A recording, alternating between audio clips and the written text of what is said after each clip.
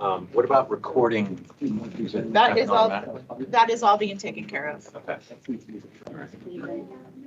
Yeah, I'm sorry about the. No, it's okay. I have short legs. The spot works for me.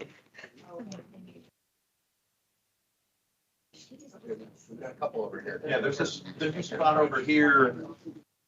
Prime real estate here, right? No one's leaving next soon.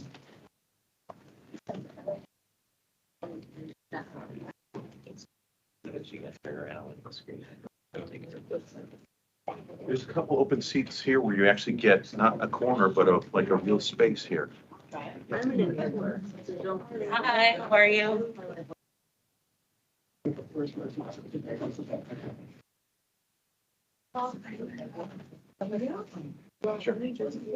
Hi, Gary. Hi, I'm Lisa. How are you?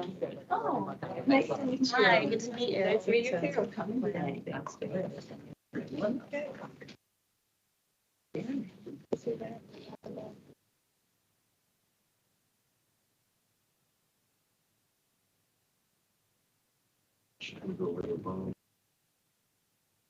Thanks for being patient while I got my second cup of coffee today.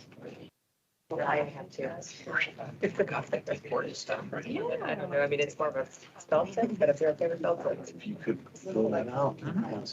They got pens and paper over there. Just to let folks know, we do have several handouts if you want them. There's a sheet with all the members of the work group. There's a one-page agenda. There's the original memo defining the process. And then there's a really colorful graphic of the process, and then something to think about Thrive. And pads and pens. So if you want any or all of those, please get them. And I just want to let everybody know that the mics are live and we are starting the live stream. Just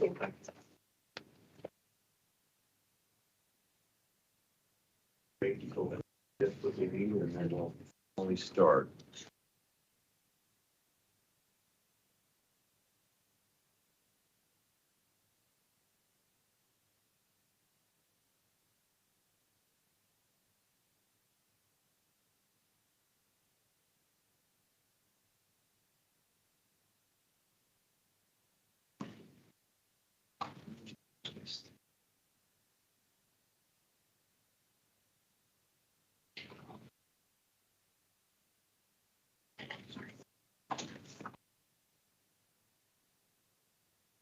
And for folks who are online, welcome. We will do an introductions process in a moment. Any materials that are here, we can email afterwards if they haven't already been sent out. So make sure that you've got everything that everyone has here in person.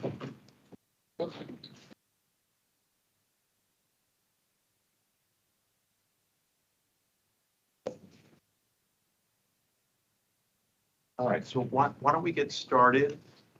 I'm going to have the Delegate Lopez, kick us off here, and then I'll walk everyone through agenda, introductions, and how we're going to go about this meeting. Sure. Well, thanks, Steve, and good morning, everyone.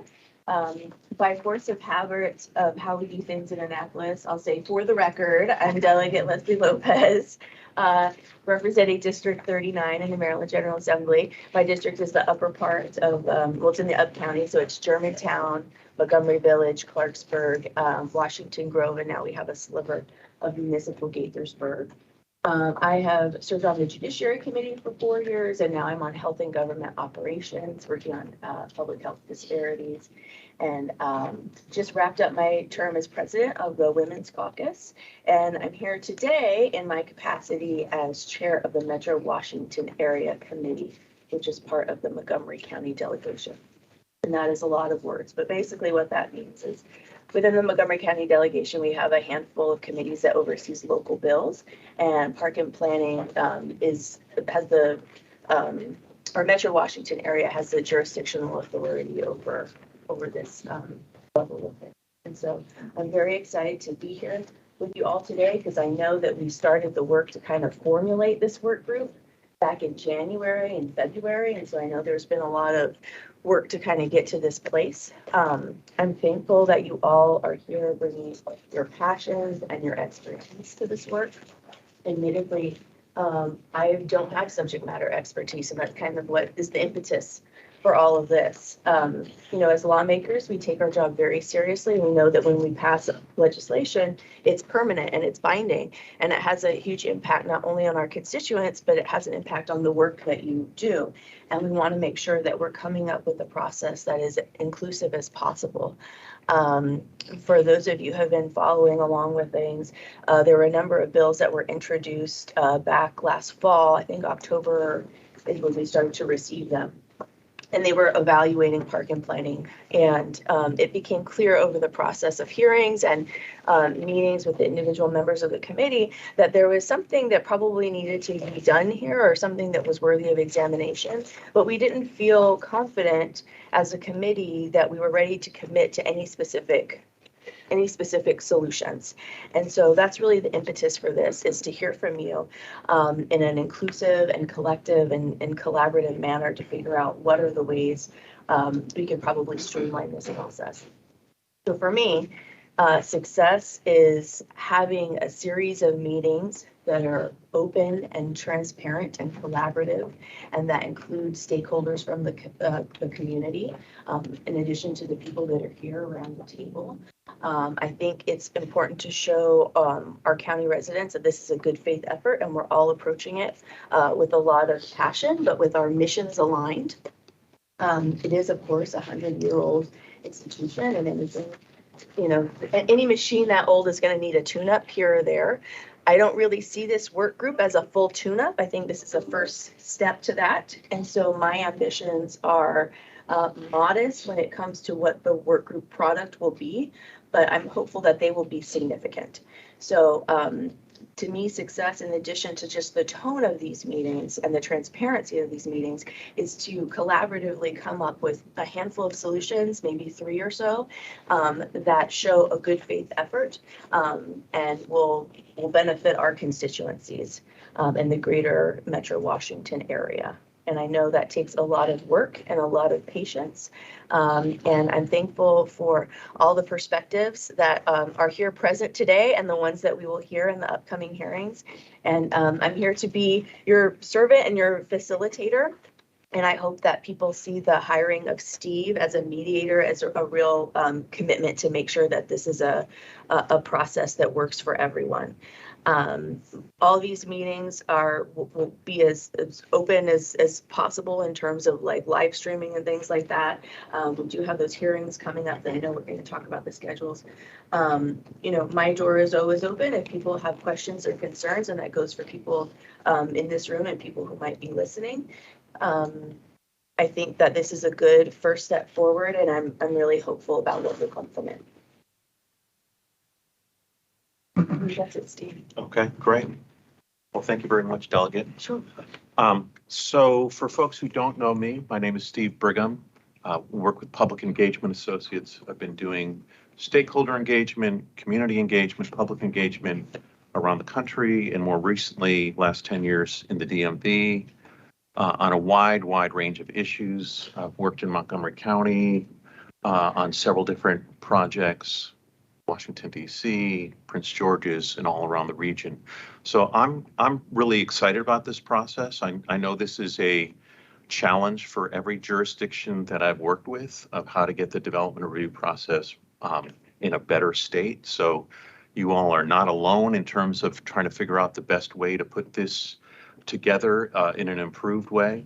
And I'm looking forward to being part of this all along the way. So as the delegate said, I'll be facilitating the meetings. I'll be working with representatives from County Council, the Planning Office, the County Exec's Office, in between all of our meetings, to make sure that we're really clear on what the next meetings are, what the next steps are, what documents need to be presented, and how we march forward in a very accelerated timeline, which I'll share in a few moments, to get where we need to be by October to hand off recommendations to the delegate and her committee.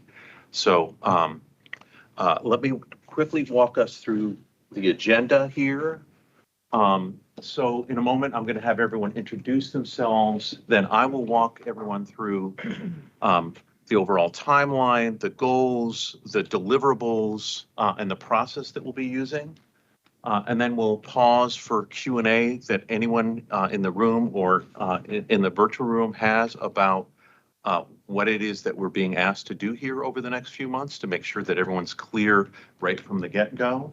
And then I want to spend a little bit of time to really kind of tap everyone's brains here in person, online, just to share your own hopes and concerns for this process as we move forward over the next 4 months in a pretty accelerated way. And then at the very end of the meeting, we'll talk about next steps and in particular the next meeting. So with that, so I'll get into the details in a few moments, but I do want to go around the room and in Teams online and just have everyone introduce themselves, sharing 4 things: name, title, organization, and on a scale of 1 to 5, 1 being very low, 5 being very high, what's your level of familiarity with the county's development review process? Just so we can get a sense of, and it could be that you are very familiar with a single step in the process, but don't know much about the rest, or that you know the whole thing, or you're coming in here needing to learn a lot and get up to speed. All right, so I'm going to start right here, and then we're going to go around the table, go around the room in the back, and then we'll go to the virtual. Right on. Thanks, Steve. All right. Hi, everybody. I'm Henry Coppola. I'm the Montgomery Parks Development Review Coordinator. So I'm Parks representative for this.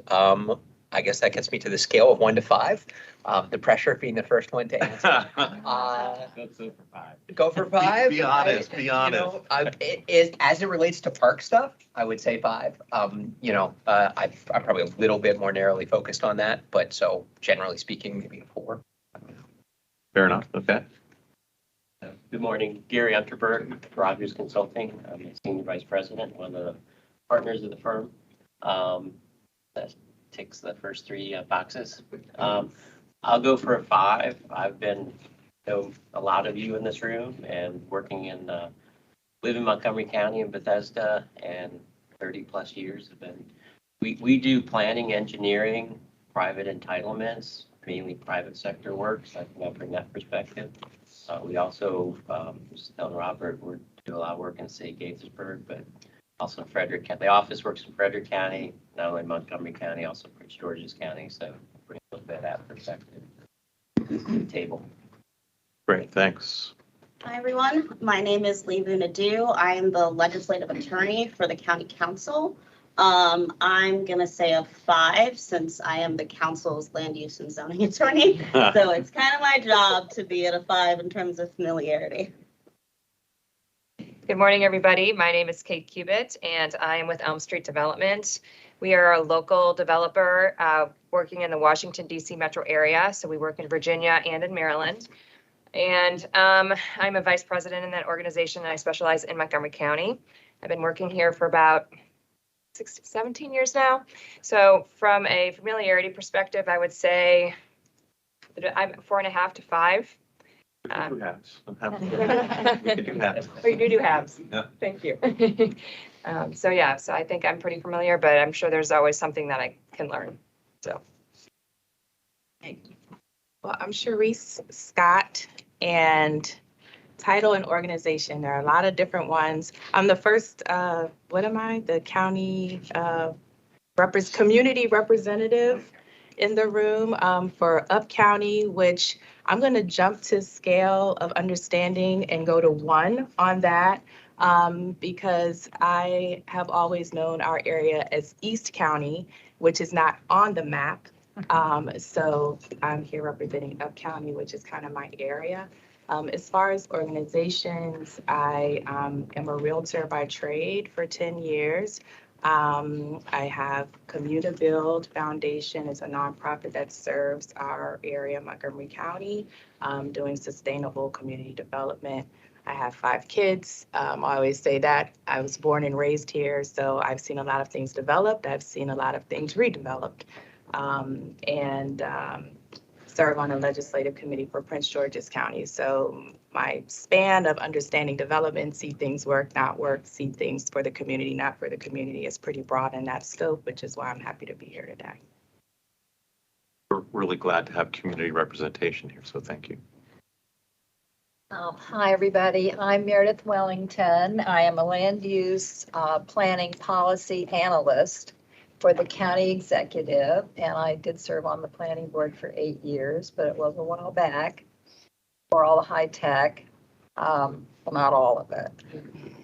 And on a scale, I would say I haven't done the nuts and bolts of it recently, but I'm very familiar with the process. I'd give myself like a 4.5, maybe 4.75. And Getting into the fractions here, all right. I like it. I'm Alan Sukup. I'm here representing Steve Shofar, who's not in town today, for the Department of Environmental Protection. I'm a senior planner. And I have been doing DRC for, I can't even imagine how long. I'm just getting back into it because the fellow who was doing this for our department left last month. And so I'm trying to pick it up again. So I would say on my specialty, water and sewer, I'm probably a 5. Overall process, somewhere between 3 and 4.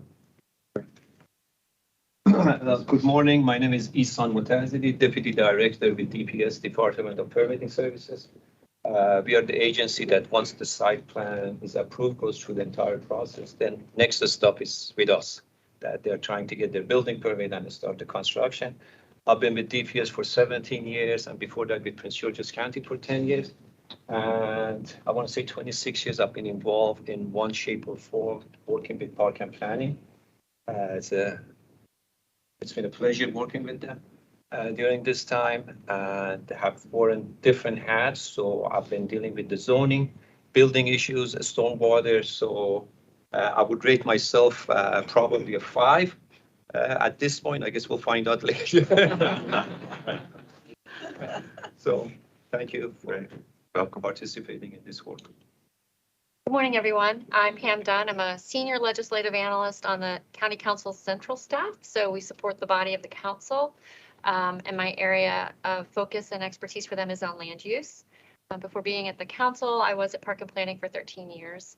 And I would say my scale of understanding all of the development review process, I'd give myself a 4. I'm sure there are things I don't know, but I did follow it when I was here, and I do follow it still. Thank you.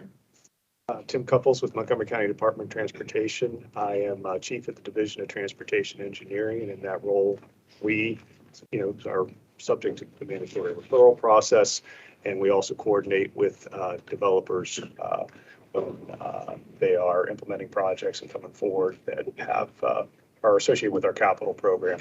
I also spent a year as the acting deputy director for DOT, and in that capacity, the planning review team reported to me.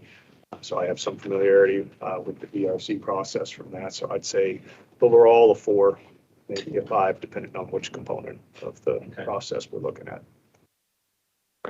Thank you. Robert Cronenberg, and I'm the Deputy Director here at Montgomery Planning.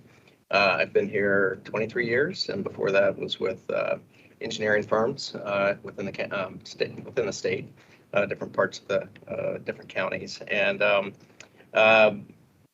my teams oversee the development review process. So we have 3 geographic area teams. One is up county, we have mid county and down county, and so geographically they cover kind of urban development, suburban, and then more rural and suburban type of development. And so we process and review all those applications that come into us. We work with all the agencies that you've seen here and with a lot of the representatives that you see here today. So it's a very good collaborative effort that we have with everyone, including the county council and their staff. And so all the reports, all the conditions that go out, they all come through my groups before they even go to the planning board for final approval. And so we do all those presentations. I also oversee the IRC group, which is Christina's group. And let's see, I would probably give myself at least a 5. So you're going to go beyond the scale, okay? I'm Christina Sorrento. I'm the Chief of the Intake and Regulatory Coordination Division with the Planning Department. I have worked for the Planning Department for 15 years now. Prior to my current role, I was actually with the Office of the General Counsel, and I was the advisor to the Planning Board on all land use issues, especially regulatory development, all the development review process. I am, in addition to part of my role as being the chief of the IRC, is that I'm also the chief of the Development Review Committee. And that is where we all meet every once a week to look at all development plans that come in front of us. And we work collaboratively together, all the different agencies, to move things along quickly, of course. And we're always looking for ways to continue to streamline the process. Your number. Oh, 5. At least. At least. Hello, everyone. I'm Karen Carpio. I work for the WCC Water. I am the supervisor project manager, and I am here in the satellite office in TPS. I work in WCC for almost 9 years. WCC review and development review. I am 5, but the county I will be like a 2. Okay. I just started 1 year ago working here in the satellite office, but I have more than 20 years of experience working in development as a consultant before WCC. So I'm going to have us go at the perimeter of the room, and we'll just go around this way, and then I'm going to go online. Sorry to. I'm Kimberly Young. I am with the legal department and technical writer for MNCPPC. Just here to take more than anything and assist you any way you need as you facilitate your meeting. And the scale thing, I'm a 1. I've been here a year in land use zoning department. Right. Jordan. Hello, good morning. My name is Jordan Bachram Colbert. I am the Government Affairs Liaison in the Office of General Counsel. I work closely with our General Counsel and the Commission, Deborah Borden. And on a scale of 1 to 5, I think I'm probably a strong 3, but I'm pretty sure there's a lot more to learn. Thank you. Hi, everyone. My name is Kara Olson Salazar. I am a planning specialist in the Office of Planning and Development at Montgomery County Department of General Services. I've been there for about 3 years, and a lot of my responsibilities involve working as a liaison with the planning department. So I would say in terms of development review, I'm more like a 2.5 to 3. So happy to be here with you. Right. I am Debbie Spielberg. I'm a special assistant to the county executive. And on a scale of 1 to 5, I'm probably about a 2.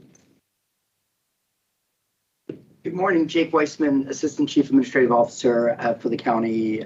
Among other things, have economic development in my portfolio, and I am so excited for this work group to kick off. If Debbie's a 2 to 2.5, I'm maybe a 1 1/4. I'll go back to the practice. Thanks. Great, thanks, Jake. All right, so we're going to go online, and my progressive lenses aren't working very well with that small screen, so I'm gonna try and call people by their initial as they're showing up on the screen.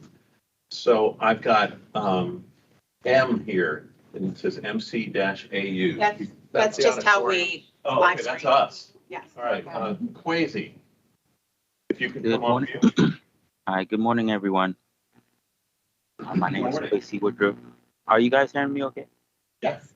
Okay, So far. Kwesi Woodruff, a regional engineer with M.SHA District 3. I handle access permits, basically. You handle access? Can't hear him. It's hard to hear you. We might need a stronger connection with your mic. I'm not sure. Try once again. Kwesi Woodruff. Better.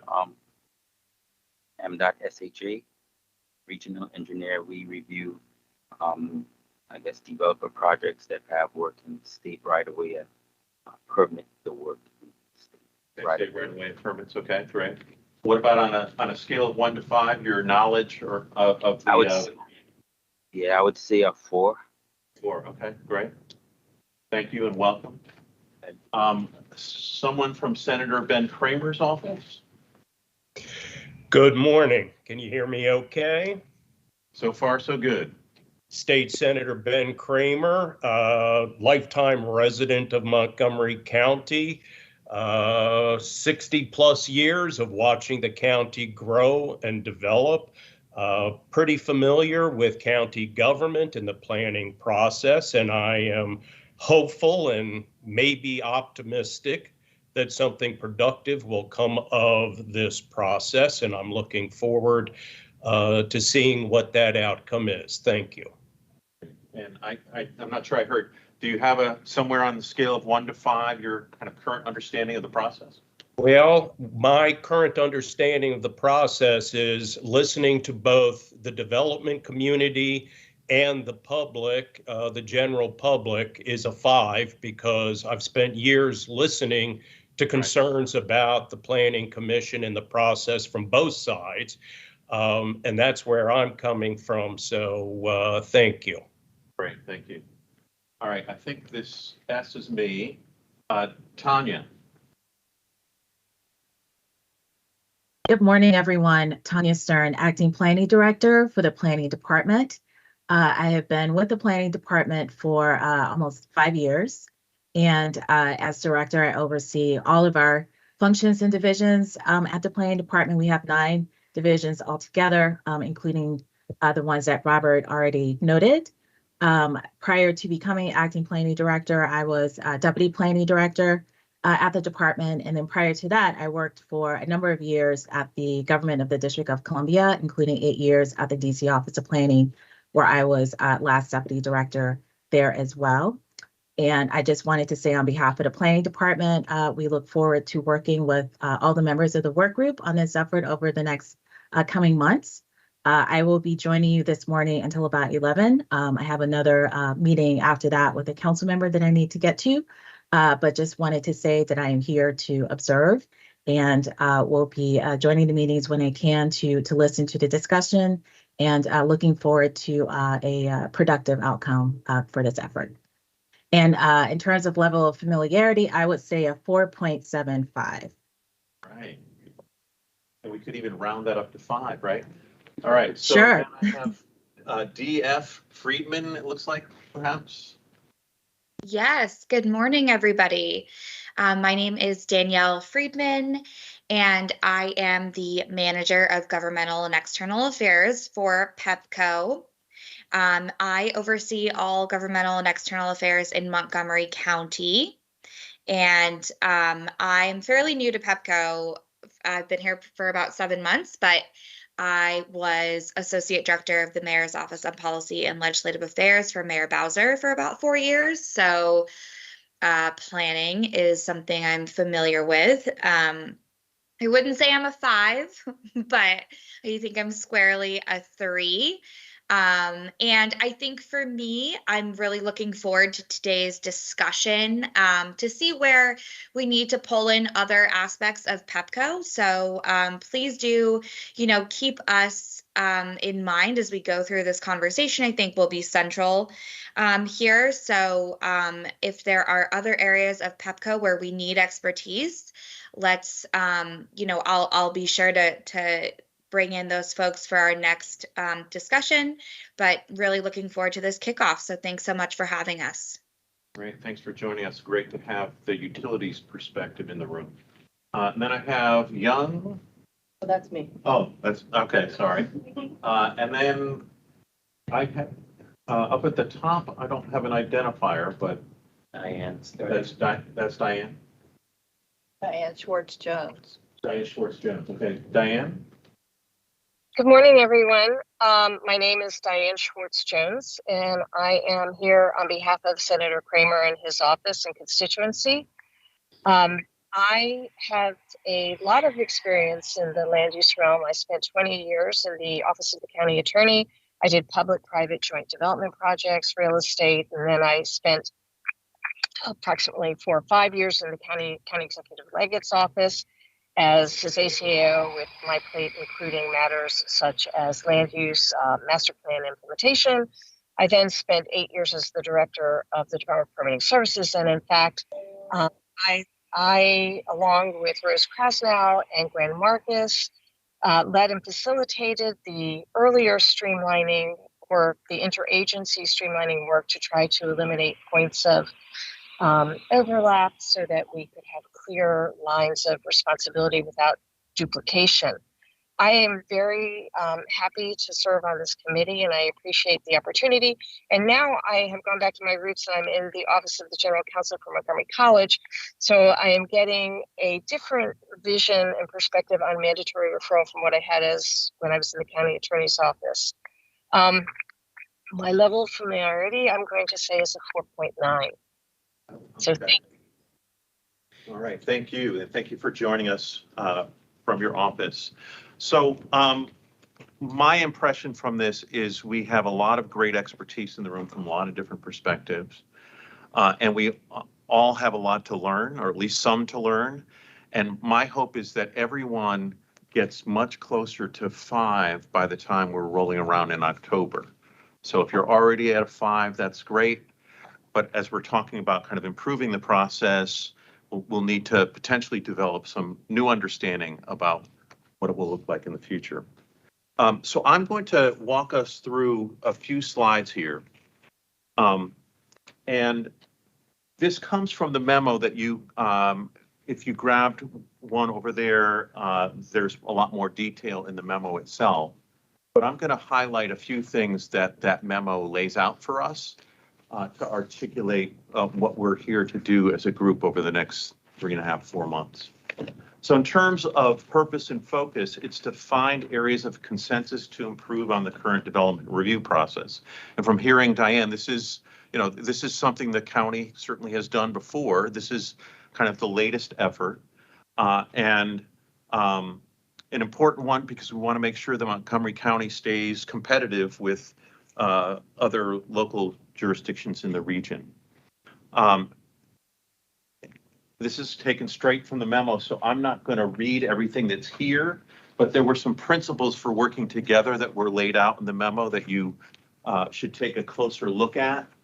So the first one is really about creating a very efficient process and making sure that we have public participation, that we keep a strong focus on racial equity and social justice while not compromising safety, transportation matters, environmental matters. This second bullet really is about keeping the county competitive and kind of in the top realm, right? And the third is just, we all come from different perspectives, from different realms, know different pieces of the puzzle here in different ways, but we're all here to try and figure out how do we make an even better process for the county from the different stakes that we have in this process. So those are the first 3 principles. We've already gone around the room and that the memo lays out all the different representations we're trying to get here from the different county agencies, county exec office, county council, planning, utilities, and Robert and Meredith and Pam, we may have some additional people potentially join or that weren't able to make it today. Is that correct? That's correct. So the group may expand just a little bit, but as you can see, this is really about having all the different important stakes and perspectives in the room working together at the same time. So in terms of getting more specific, and each meeting will focus on very specific things, but over the course of June through late September, we're going to be reviewing and discussing development review timeliness based on data from the last 5 years, making sure that we're clear on what the state laws say, and that we understand kind of the steps taken based on various administrative procedures and ordinances. We're going to be looking at current timelines for development review and how that compares to benchmarks that we may have, and looking for ways to kind of, where we can, shorten timelines, accelerate the process, and as Diane said in previous work, reducing redundancies, et cetera. So, and then we will be looking at any relevant reports from the county council, from the council's economic development committee. We're going to be looking at challenges and opportunities. We're going to be looking ways to better align functions across government agencies, looking for ways to work out conflicting issues, possibly using conflict resolution guidelines. I think, for relevant documents, we can make sure that folks have access to these between now and the second meeting. Looking at planning board workload and looking at market trends. So that's a lot of stuff that we're going to be reviewing and discussing. And at certain points, we're going to have to kind of prioritize what can we tackle in a fairly condensed time frame. But this is kind of the intent overall of what we're hoping to address over the next 3.5 months to figure out where can we improve, where can we shorten things, where are potentially things redundant that don't need to be there. So that's the work of this group. So as we've been talking over the last couple of weeks to get ready to launch, we've been trying to figure out, well, how often do we need to meet? How long do we need to meet? Especially given that we more or less need to have a deliverable done by late September, early October to deliver to Delegate Lopez and her colleagues. So we're looking at up to 4-hour meetings each time. I can sense maybe a sigh at 4 hours. What? But I think as you look at the previous slides and how much stuff we have to review and discuss, we're going to need all of that time. So we have 5 meetings scheduled over the summer. Some of them clearer on times than others, but we'll get clearer in the next week or so. So Tuesday, June 27th, 2 meetings in July, the 12th and the 28th, 2 meetings in August, the 8th and the 24th. And then we're going to be looking, as we get closer to the end of the summer, how often are we going to need to meet in September and for how long in order to wrap up this process? So we have a sense that if there's a lot more to accomplish, we may need to meet weekly by the end of that process, but we don't want to make that decision yet. So that's the schedule as of right now. And then, as Delegate Lopez said, we want to make sure there's ample opportunity for the public to weigh in, public and stakeholders throughout this process. So we have 3 dates selected for the public to have that opportunity. Thursday, June 22nd, coming up in a couple weeks. That will be an in-person meeting in Rockville, either county council conference or auditorium, or yeah, okay. Tuesday, July 18th in this building, is that right?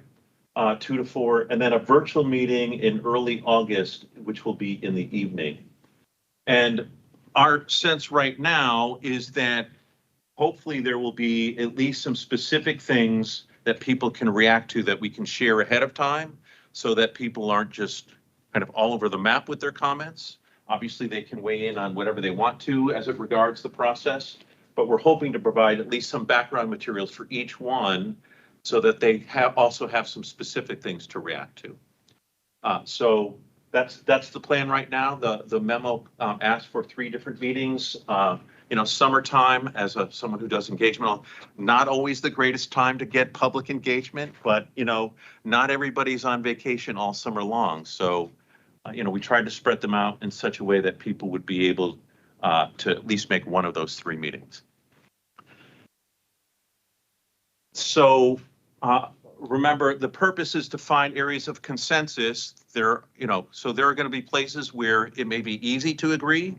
There may be places that it'll take some real time and an in-depth process to get consensus. And I think then there are going to be things that not everyone's going to agree on, and that won't go as a consensus recommendation to the delegate. But the final deliverable is consensus agreement on recommendations, whatever we've come up with by late September, early October, to deliver to the delegate and her committee by the middle of October as they get ready for next session.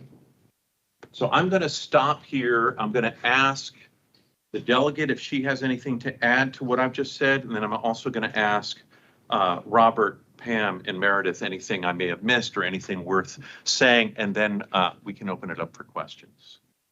I guess first I would say I'm very impressed with your modesty and how you ranked yourself. I can tell I'm not in a room with politicians because not everyone was a exponential 5+. Just in terms of logistics, the vice chair of my committee is Delegate Laura Charkoudian. And so when it comes to scheduling things, if there's an event that I can't make it because of schedule, or if daycare germs get the better of me, you'll see Delegate Charkoudian in this role. Also, I probably should have mentioned this at the beginning, but I know that this work group might feel, out of the norm in terms of like how you normally are going about business. But from a state legislative perspective, pretty much all of our big bills are kind of handled in this way of one sort or another. There's nothing major that gets passed that doesn't have a meaning, perhaps a little bit more informal than this. And so for me, this is a very comfortable environment to kind of hash things out, but I know for some of you, it might not be. So I'm sensitive to that. And I see a part of my role as kind of like taking down the temperature as needed as things progress. And so I'm aware of it. I'm here to be helpful and to keep our eye on the deliverable that's to come to this and figure out how to make something actionable. So thank you. Great, thank you. Robert, anything to add? I think we can distribute the times for the meetings, and I think we were trying to do some morning meetings. There were a few conflicts that we had. I think just given other schedules that were going on, but we'll distribute those, I think, in relatively short order.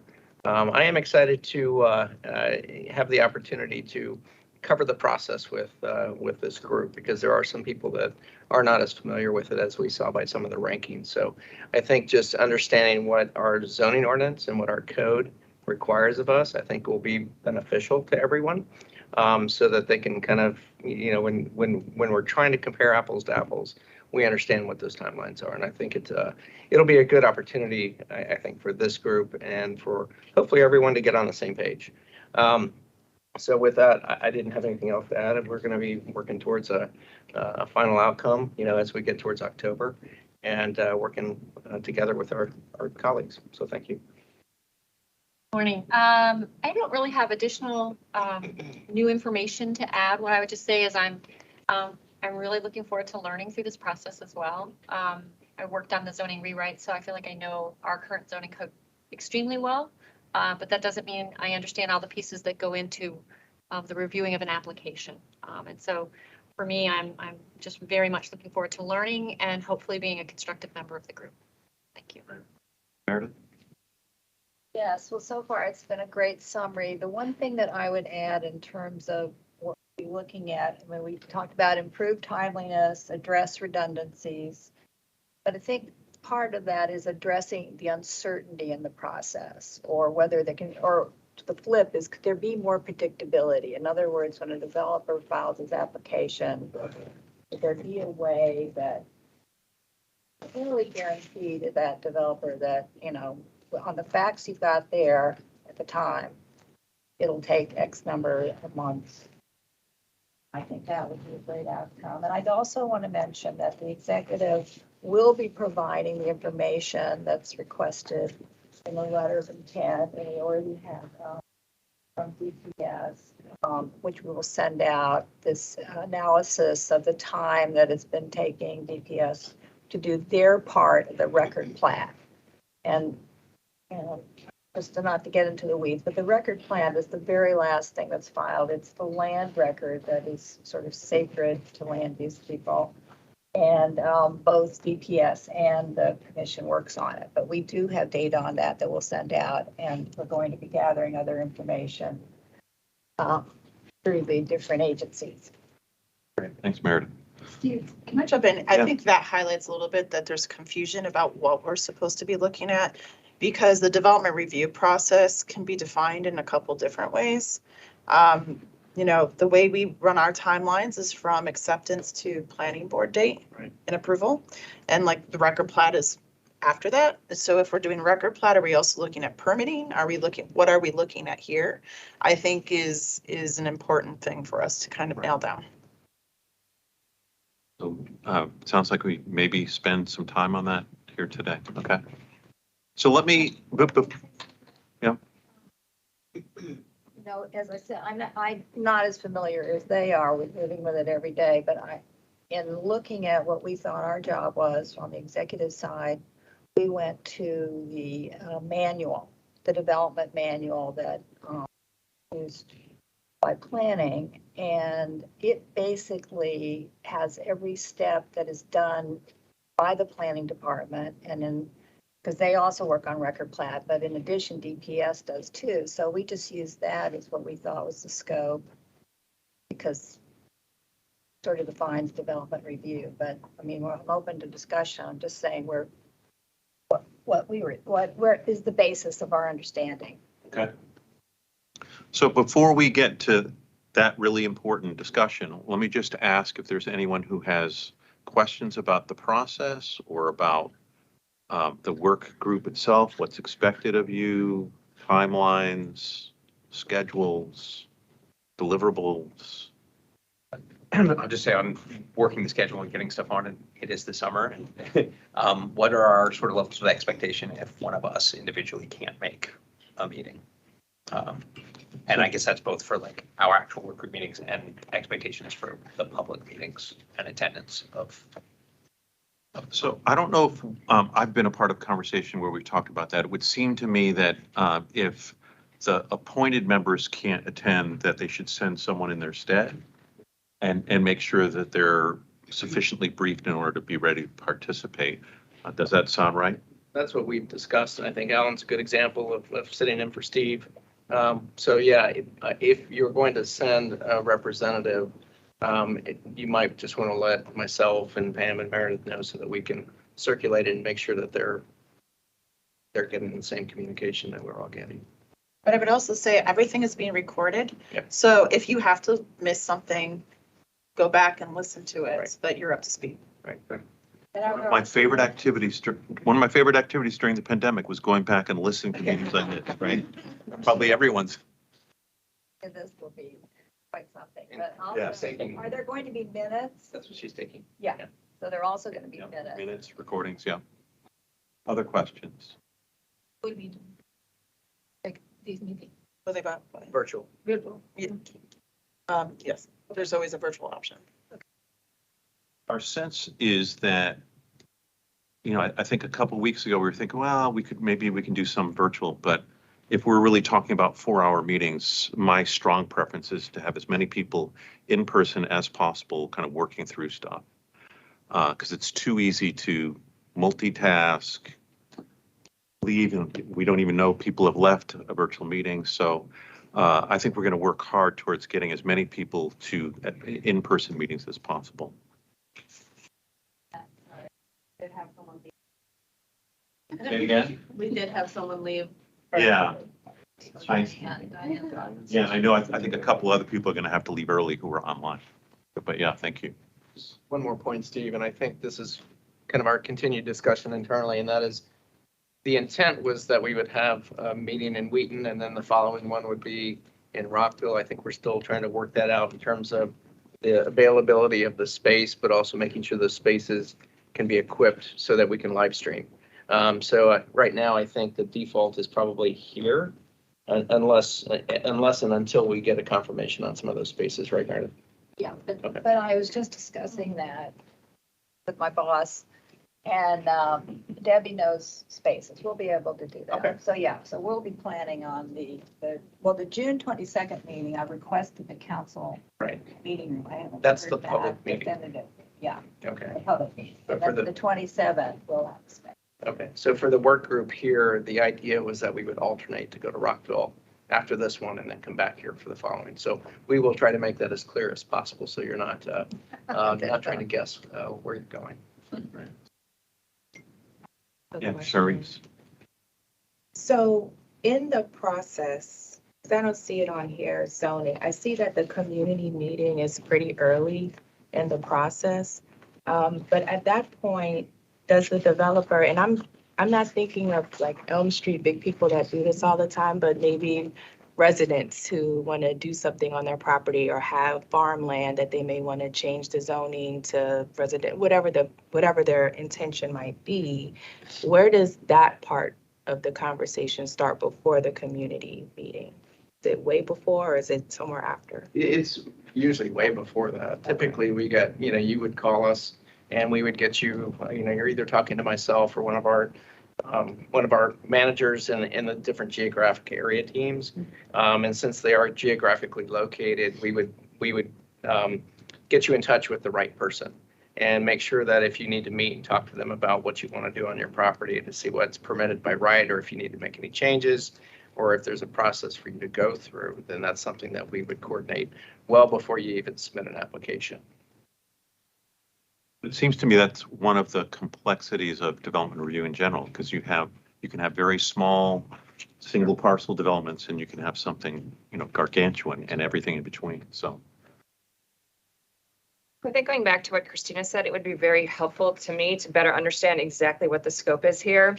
Because I find with the development review process, it's not just, the park and planning piece to it. There's specific other government agencies like WSSC and DPS that you have to work with that increase the complexity of the process. So it would be helpful to better understand exactly what the scope is here. Are we just talking about development review? Are we talking about development review plus what happens after? I just would be helpful to understand exactly what that is. yeah, so I think that's the third time that point's been making. So we're going to talk about that next, but I just want to make sure any other kind of more general questions about at least anything I presented or anything the major parties had to say. And I'm also, I keep forgetting about our people online. So if there's anyone who has a question, I'm not sure, does Teams have a raised hand function or it does? So if you have a question and I don't see your raised hand or a comment, please feel free to come off mute and let us know what that is. Because I'm going to have a bit of a hard time just kind of tracking that. Hearing none, so can we move to talk about this? Like, so what is the beginning point? What is the end point in terms of what this group is going to be looking at between now and October?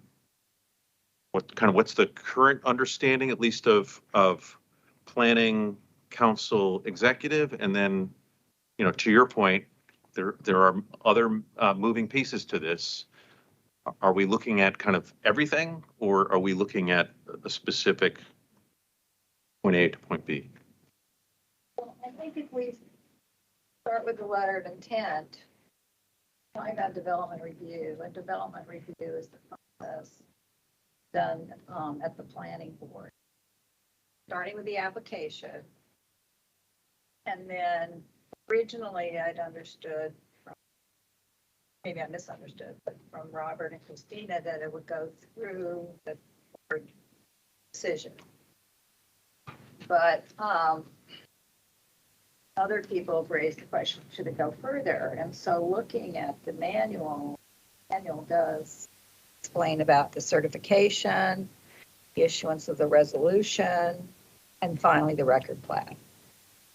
But it doesn't go to things that happen outside of that process. Now, WSSC, I guess, I don't know for sure, but I think those things are done during the process. Some approvals have to be gotten as part of the DRC. So that is included.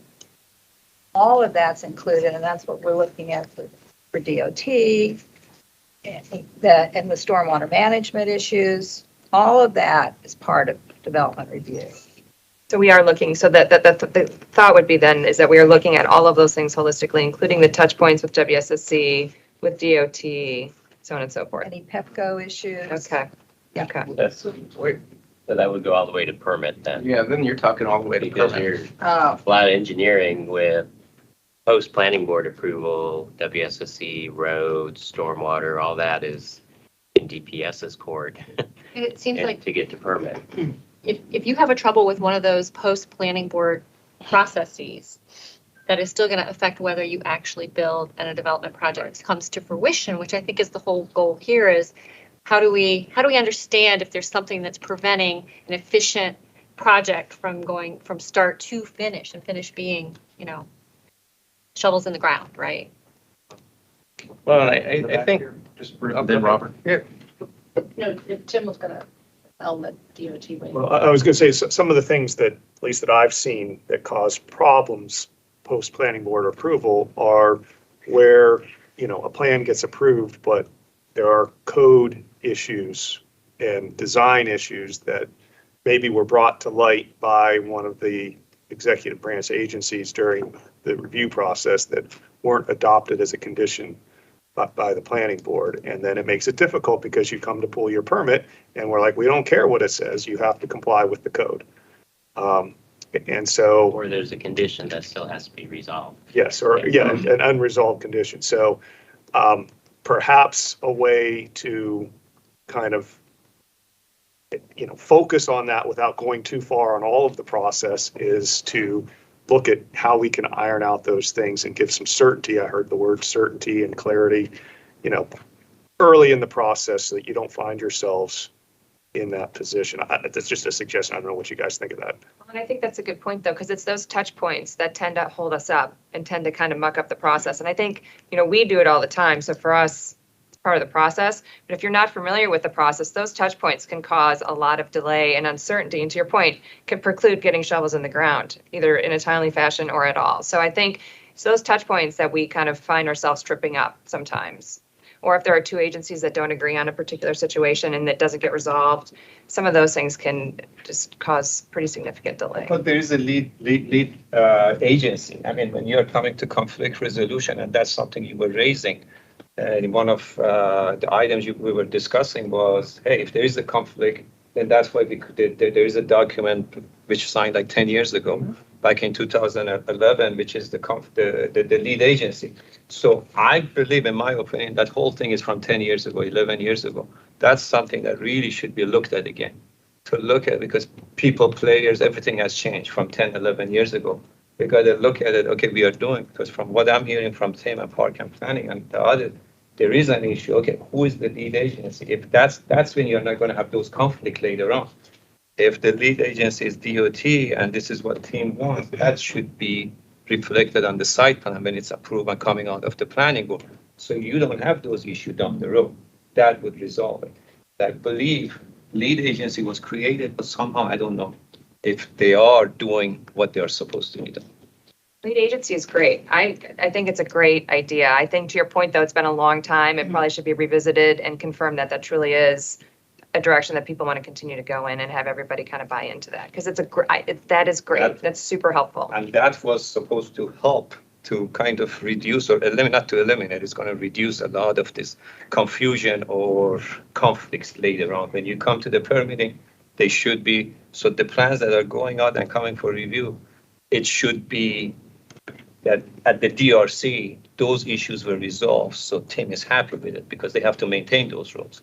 And we have to issue the permit. We have a design guideline. Maybe that's something you want to talk about at one time, about the design guideline we have for the road, different types of road, different types of standards and everything else. I think it has helped. I was there when we did the lead agency thing over a decade ago.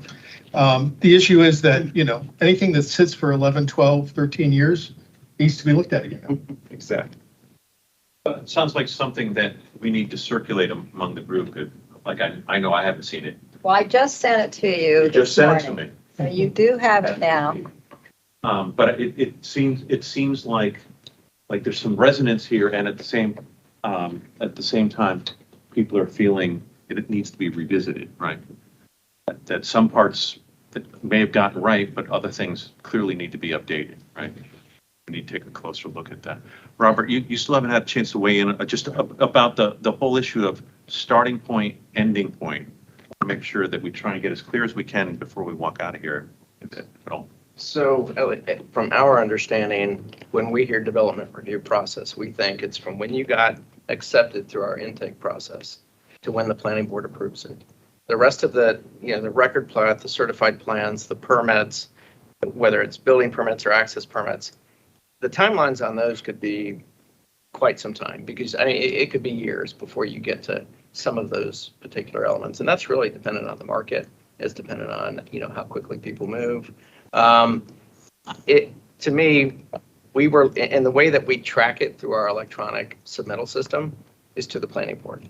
And so our understanding were those two kind of bookends. If we were to look at other jurisdictions, then I would think getting a permit is probably the best way to look at apples to apples, because not everyone has a planning board. Not everyone has the same structure. All jurisdictions are going to be a little bit different. But when we went into this process, work group, and trying to get an understanding of what is point A to point Z, it was really intake, acceptance to planning board approval. But I don't disagree with, and that's a Jeffism that we're not supposed to use, that I don't disagree. I agree with a lot. I agree with a lot of what everyone's saying, is that there are some things that kind of hold up getting shovels in the ground. And a lot of that could be post-approval process, which in many cases don't have a timeline to them. A timeline. Not that's mandated, I think, by the zoning ordinance, which is what we follow. So I think it's a good point to work out and have a discussion on, but I don't think that's what we anticipated as part of this work group. And I don't think we did either. I think, originally I was looking at it just as you said, because the letter that you sent to the delegate process, that's what was in there. It was from application and the planning board decision. But then I looked at manual, and the manual goes record plat. But if those things are more just administrative and more a problem of just, getting it filed, and it's not, it seems to me we could spend the whole time just dealing with the DRC part of things.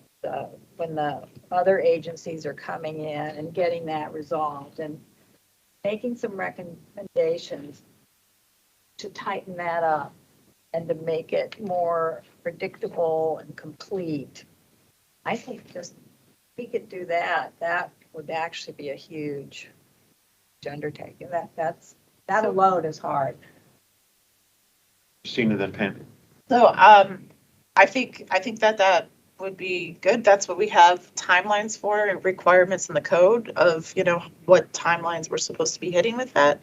I will say, as the Development Review Committee chair, we work towards this ourselves, and we just had a retreat with the development community within the past year, and we came out with a lot of action items, which we have put into place. And we don't know whether those, it's too early to know whether those have made the significant changes that we were looking for them to make. So I'm just put that out there, that this is not something that we've actually been actively working on that DRC process, and did just have a retreat where many people in this room attended and were very much involved. Is it possible to see the report out of that story in Sure. terms of what the action items are? Absolutely. And also, do you have any update in terms of what's actually getting put in place and what's still? Yes, yes, absolutely. We've done everything that we said we were going to do in that retreat. Great. I guess the only point I'd make is I think we should be very open-minded. And we're going to have 3 community meetings. And if what we hear from the community and the development community is, we're really happy you're looking at development review, and you'll, work harder on, resolving any issues that might come up as we all get educated more. But if we also hear that there are post-planning board approval issues, then I think that that's got to be something we're open-minded to figuring out a timeline for talking about, whether it's this process here or one that follows it, because we haven't really solved anything if what we come out of here are a few recommendations that will be great, but there are as many concerns or challenges that face the post-planning board approval. That's all. Just want to be open-minded to that. Well, that's the whole purpose of this. I mean, if you're going to look at the process to improve and streamline it, then if that's something, if it's put, but all I can tell you, if the plat is not approved, you're not going to be able to get a building permit. Okay. Right. So that's, I mean, other stuff we can talk about, but that's really, you don't have that case. You could come, so, well, everything is done, but I mean, for us, we make exceptions. You start the review because we don't want to delay the start of the project. Or you could go do all the review, but you can't issue the permit if the plat is not approved. So the plats are not approved. Who approves the It would be Planning between. board. Planning board does, yes. So it comes back a second time? Wow. They approve, then it goes through record plat, and then it comes back to the planning? Yes, it comes back essentially to say like, yes, this is in conformance with the preliminary plan that was approved. Well, just very quickly, I think you make a really important point, Pam. I mean, we need to pay attention to the feedback we're getting, right, over the course of this process, and hear the pain points from the stakeholders and the public, and then figure out how do we respond to that. I think that's really important. I was just gonna say, keep in mind, bigger process, which is a bigger discussion, but if we just go from acceptance to planning board, that's just a piece of it. Right. Because I'm telling clients, we get to permit 3-4+ years, because before acceptance, you have prerequisites, you have outreach meetings, you have natural resource inventory that has to be approved. So whether that's 6 months, a year before acceptance, then you have the planning process to get to board. And now what we were just talking about, you have the post-planning board, plats, engineering. There's a lot of stuff to get permits and several permits to obtain. So it's a longer process when you're start to finish to actually just get a permit. So Well, I think that it does include the early stuff that you're talking about, the NRDC, the prerequisite, yeah, the NRA, all of that FSD and is all part of, yeah. part of the process. And I know the clock starts when it's accepted. Oh, which is- right, but that is in the manual. So, No, so the clock starts when it's accepted. The NRI and all, but everything he's talking about occurs before it's accepted. So I am fine either way, frankly, looking at either process. I just think we all need to agree. And if we're gonna do post-approval, you're not just stopping at record plat, because that means that you have to go all the way through. You have to start with the beginning, and when you're having the community meetings that are required by code, all the way to pulling your permit, because that's when you can get your shovels in the ground. And we don't track all the post-approval Yeah. stuff. So we'd be looking to you to tell us how long something gets to permit. So I mean, from our perspective going into it, like I said, we do track a very finite timeline, and that gets you to planning board approval. And so, but I think, all of that being looked at, I think is definitely important. So what I'm hearing is the potential to look pre-application acceptance, so, as well as the potential to look at post-planning board approval. Potentially, in terms of looking at the quote-unquote whole process. I mean, if you look at it in terms of what do you have to do to get planning board approval, the things that Gary described they're statutory. You have to do them. And if you can manipulate the timeliness if you just start from when they accept the application, because they've gone through all these rounds of, redoing the application and all this, and that's a black hole. You don't know how long that is. So, I mean, I know maybe I'm being a little too technical or whatever, but it's in the letter of intent that we look at this manual. I think we should all just take a look at that and see what you're doing. The 2017. Oh, the administrative procedures for development review. Yeah, that's the administrative procedures for development review. I might be being too literal, but, and then I noticed there was an amendment to it, and Lee-Boo wrote in her council memo that development review is defined as any part of the process that involves planning board and planning. And so that was another thing that affected my thinking on it. But I just think we should take a look at that, because I thought that it's very detailed. It's 50 pages or. So that's something we can circulate to the whole group as well? Oh, yeah. It's online too. It's on there, it's on their website. So I'd love to have our community rep weigh in here, just in terms of the, like, what would be helpful to look at in terms of the process, and then make sure that we're clear on from the developer community, as we're trying to codify, all right, so what is this group going to look at? What's the beginning point? What's the end point? It'd be helpful to hear perspectives from folks. Sure. So I think what you have is an amazing thing here that maybe the intent was one thing and it's okay if it's something else, with you all being like the heartbeat. You're like the center of it all.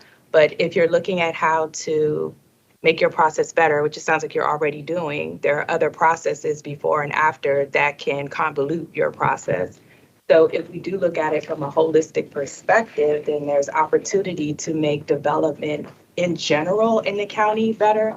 3 and 4 years to get to it is a long time. And why is that? You know, it costs money. It prohibits people from wanting to develop here for those reasons.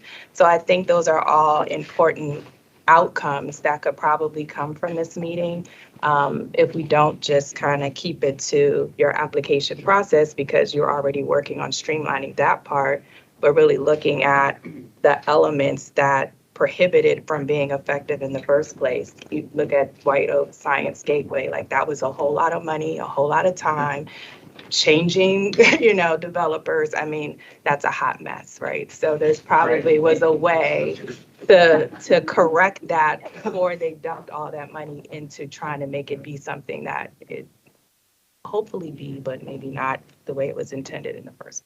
That'll be the motto for this group. Hot mess. Yeah.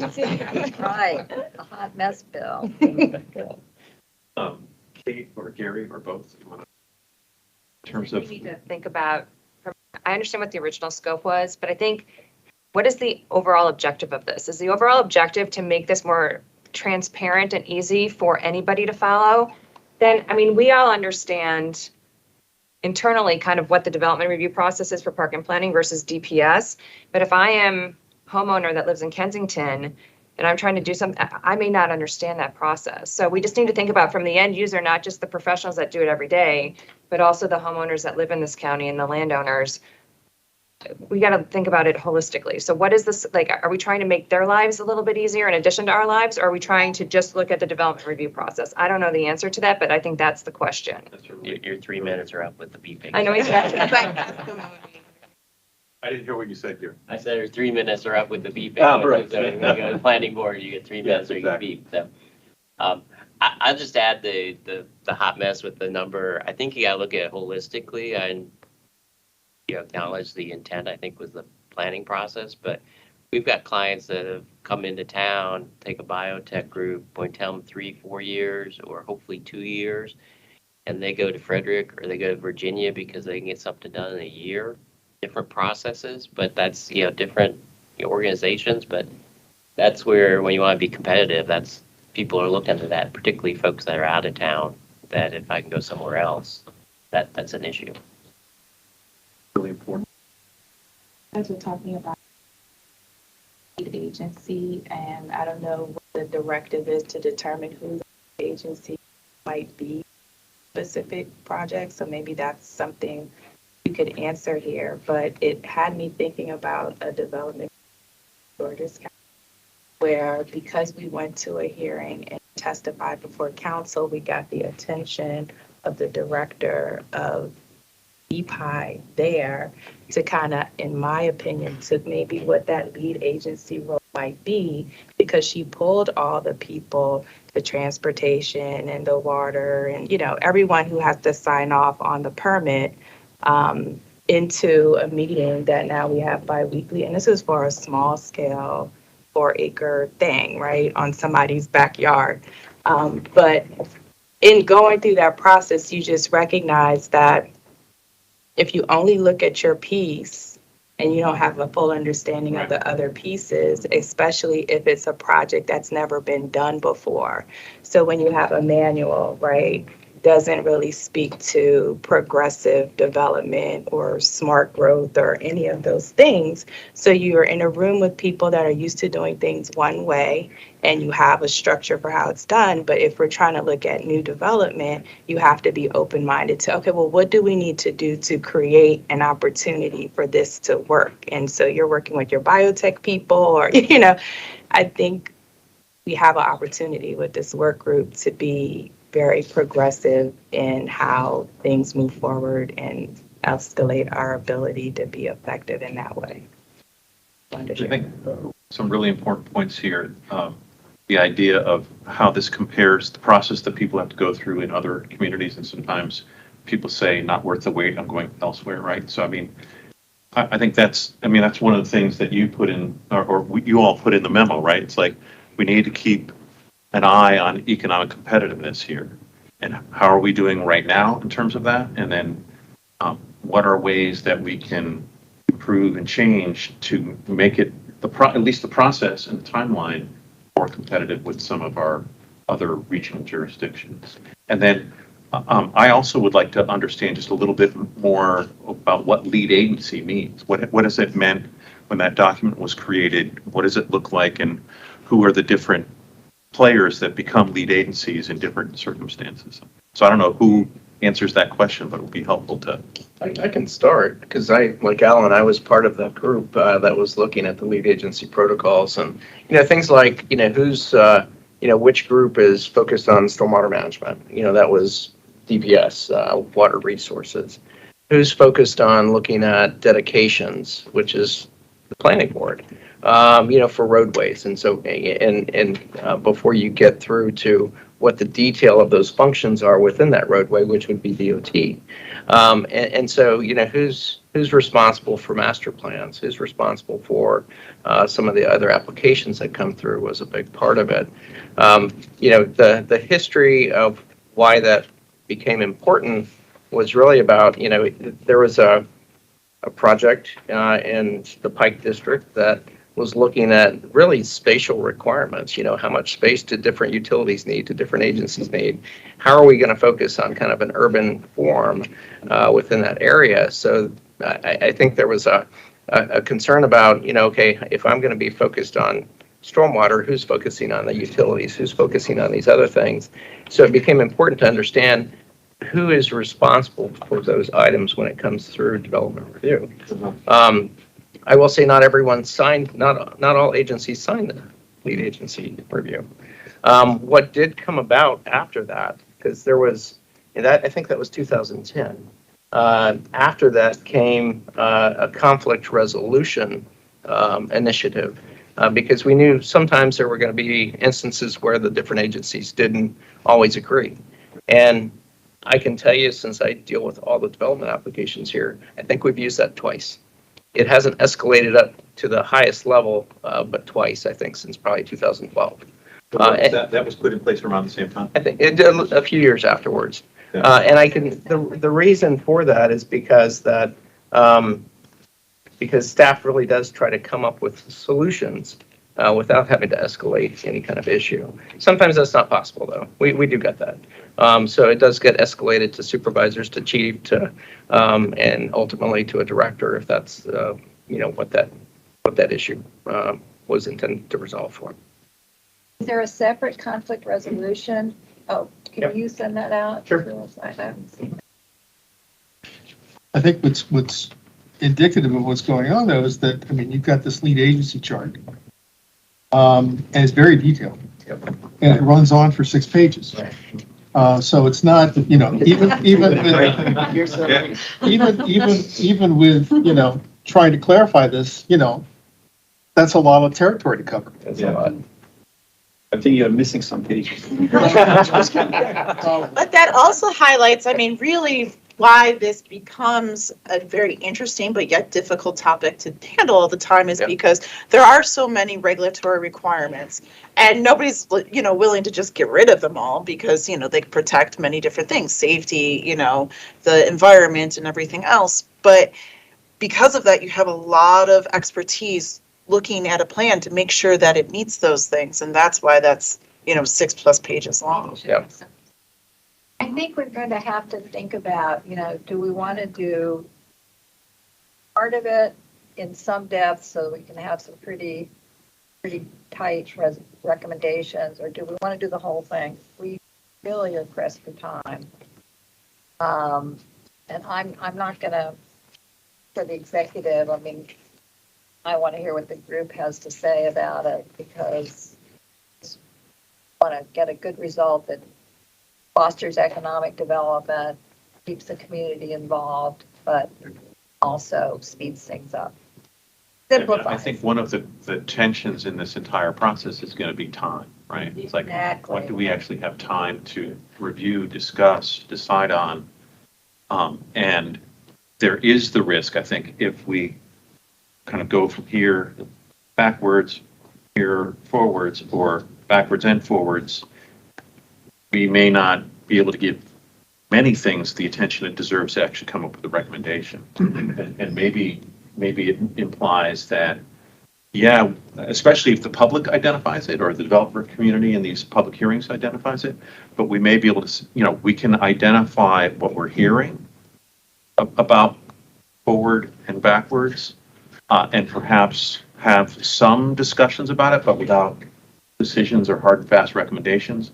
But the overall recommendation may be there needs to be a follow-on that's looking at what happens after, all the way to permitting and shovels in the ground. There needs to be something about just the process you have to go through to get to an application approved, just so that we're not tackling something that we can't produce in a few months. So I don't know, Delegate, based on what you've heard so far this morning, kind of what's your perspective on where to land on this? So in terms of the deadline in October 15th, I mean, just to provide some background info, our bill drafting deadline for any local bills is October 17th. So I have a 2-day turnaround of whatever you give me, I have to look at it and get it to bill drafting and get it going. And so that's really as kind of as generous as I could come up with on the back end. Now, our legislative session starts in January, and then there's a considerable amount of time, but like it has to be introduced by I think midnight on the 17th. In order for it to be in the hopper and go through our process, which I can assure you is just as, as onerous feeling on our end too. And so I think, we have our letter of intent, and that was intended to be loosely centered around the idea of the development review process, because that was what we're hearing the most complaints about. But it's up to this group to figure out how we narrow that, given the timeline and what exactly people want to do. Like you have to come up with some legislative suggestions by October 15th, because that's the timeline. It doesn't mean you can't work on other things too, but if there is a bill that needs to come out of it, it has to be by that time. Right? Like if like lead agency is really the way that we want to structure it, and you feel like that's going to be productive and that's the pain point, then I'm all for it, because this is intended to be helpful for all of you. But if there's a piece of legislation that needs to be introduced, it has to come to me by October 15th.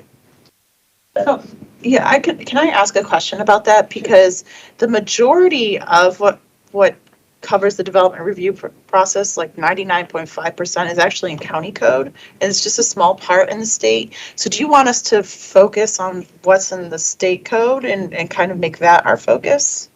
I mean, in terms of like legislation, this can be helpful to us at the state level and to the county council.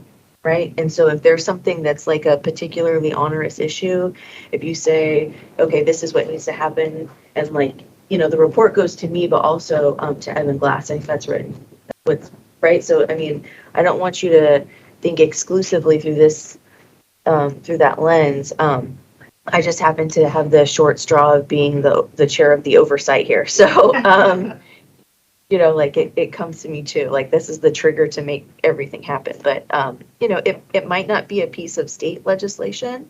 This might all be county county code suggestions, and I'm fine with that. The idea is just to get the ball rolling and to just start conversations that will help alleviate the issue that we hear the most complaints about. So I think that's a really important distinction here, is as we're doing the work, kind of what's going to be relevant to county code, county council, and what's going to be relevant for state, right? So that we're tracking that and are really clear, because the recommendations we might make to council, they'll have access to them, but it's really relevant to the council president and his colleagues, right? So And I would say if this very collaborative, inclusive body comes up with suggestions for county code, like I'm not on the county council and I can't make assumptions about what they would do, but I think they would take that seriously as a good faith effort that, you know, it took a lot of work to bring everyone together and, you know, this is a legitimate exercise. So if you come up with something that's useful to them, I think they would value that. I would make that assumption. This is exciting. I'm forgetting your name. In fact, keep on saying Just say Stephen. Steve on the- I think I'm reminded of, I'll eliminate that. Put this island. I'll eliminate that. I'm reminded yesterday of the words of the outgoing interim planning board chair. If you do nothing else, listen. And I'm looking at the calendars here and I see we've got one public meeting before our next meeting on the 27th, and then another one before our meeting on the 12th of July. So that may give us some basis for trying to decide what parts of this we really need to address. So it may be, instead of turning ourselves over and over and over here, we need to listen and see what the public feedback is. That's a really good point, yeah.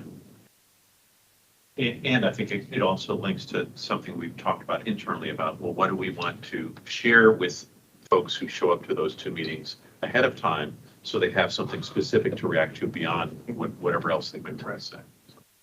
I will throw one other thing out there though. Like, if we're really truly here to try and make us more competitive, you know, improve the whole process, I actually think you do need to look at the whole process. And it's because when we put the time limits in the code as they are today, what it usually ends up happening is things get conditioned, so it has to happen after planning board approval. So you're just shifting things around.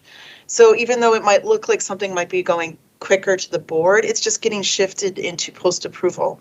And I think that if you're really truly looking at improving the process, you have to look at the whole thing, and you have to look at maybe there are some things that can be done concurrently, or, you know, there's probably ways, like I can say I know a lot about the development review process. I don't know anything about like Isan's group does in permitting, because after it leaves here, I'm just like, it's you know, out of mind.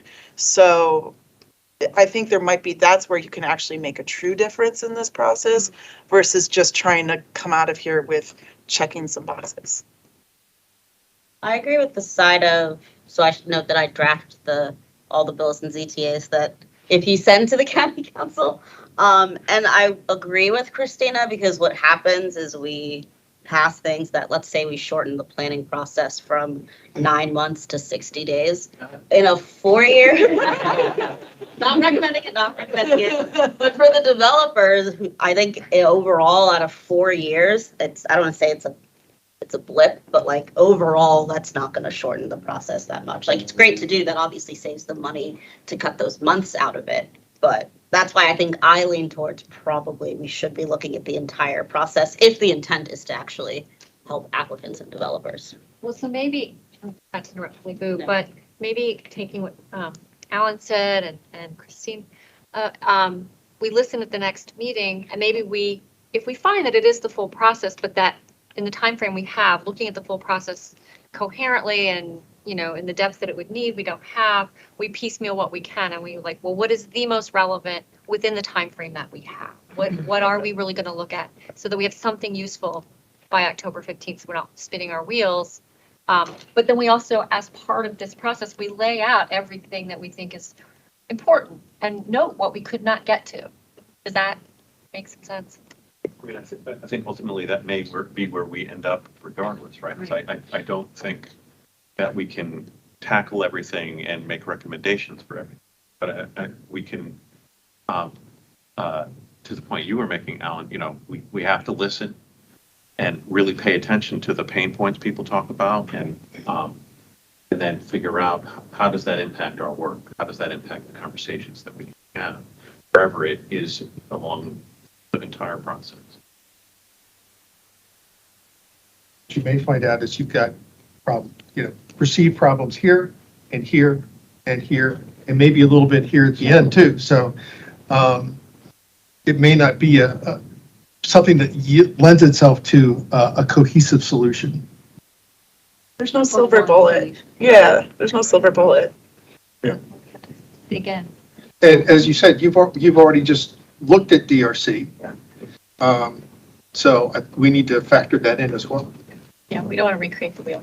I mean, so one of the things that we talked about prior to this meeting was that we would walk everybody through the current development review process and timelines at the second meeting. And I think that's what, at least at a very high level, is what this does, right? But I'm wondering whether that needs to be complemented for the second meeting of talking about the steps that someone takes from kind of initial idea all the way to getting their application accepted, and at least what are the big steps that a developer needs to take after they get initial planning board approval. And I don't know how to assign that out, but it seems like if there's a real appetite to at least consider looking at the whole ball of wax, that could be 2, 3, 4 years, right? Then we should be looking at something in second meeting that goes before this first blue circle and after this last brown circle, right? And so I don't know the best way to try and put that together and who needs to be involved in that conversation, but it seems like that's an important thing to talk about right now.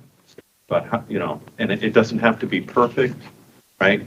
It's mainly just giving us all a sense of what are the big steps pre this, post this, and who's involved, I think, more than anything else. Charisse, you're volunteering to put that together? I have no idea where that is. I have no idea where that is.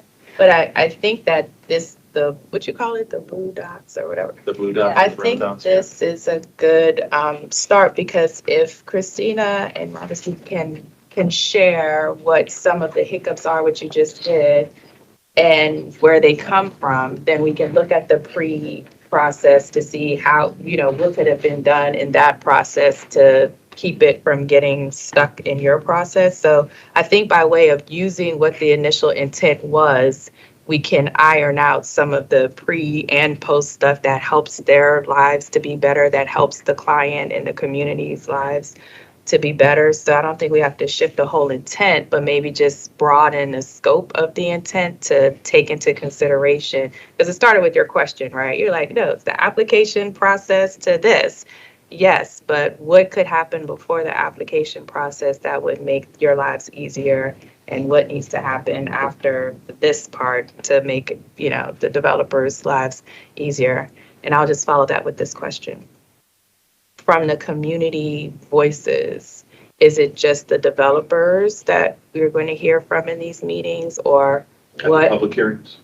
No, at these community meetings that we're having, the listening meetings that Alan was just talking about. That's The public meeting. the public meeting. Yeah, so there's 3 public meetings scheduled. How are they going to learn about, what are we doing to invite these people? What are we doing to make sure that their voices are heard?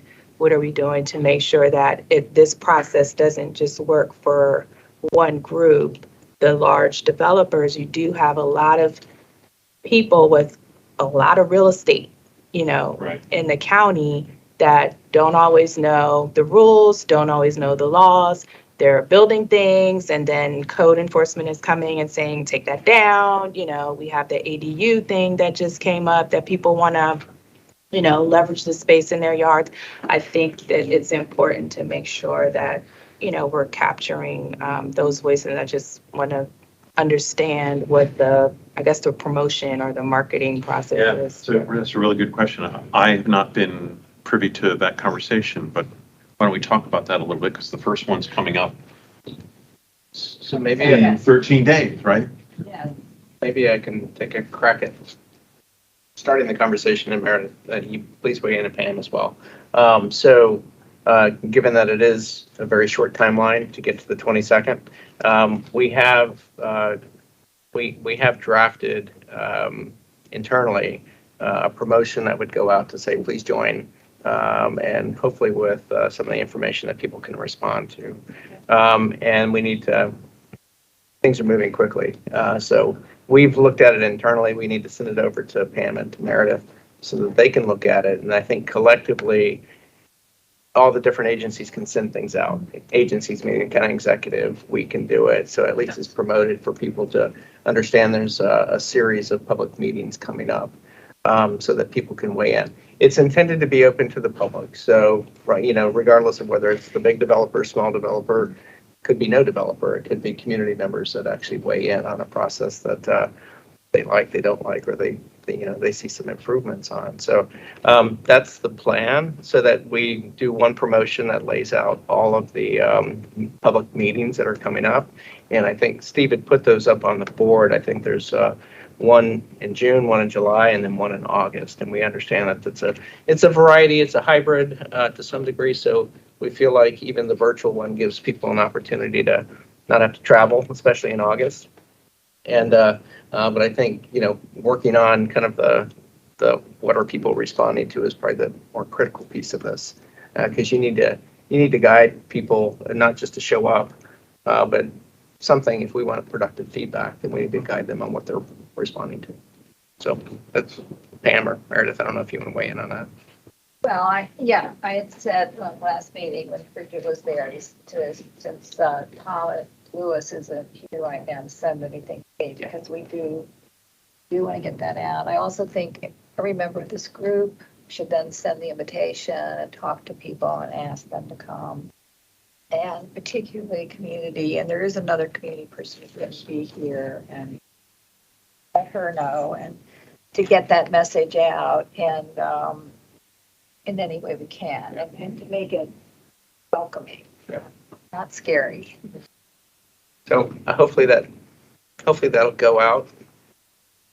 I don't know. I can't make any soon. Let's just say as soon as we get it over to Meredith and they can look at it, hopefully we'll get it out early next week, given the short timeline that we have for the Quick question, will the first two meetings in the afternoons, will those have a virtual component? Okay, so people have to be there, they can call. All of them will have a virtual component. And they can weigh in with testimony. Sure. Yeah. Is it primarily just going to be people asking questions? Is that the intent? And then I don't know what that's going to be. the format's going to be. You can open mic. Yeah, I think the expectation was to follow what we just informally call open mic, where everyone gets 2 minutes, I think is the standard for county meetings. That's what we said. And so people sign up, they're, given a list of where they fall in line, and then he called the next person, they have 2 minutes.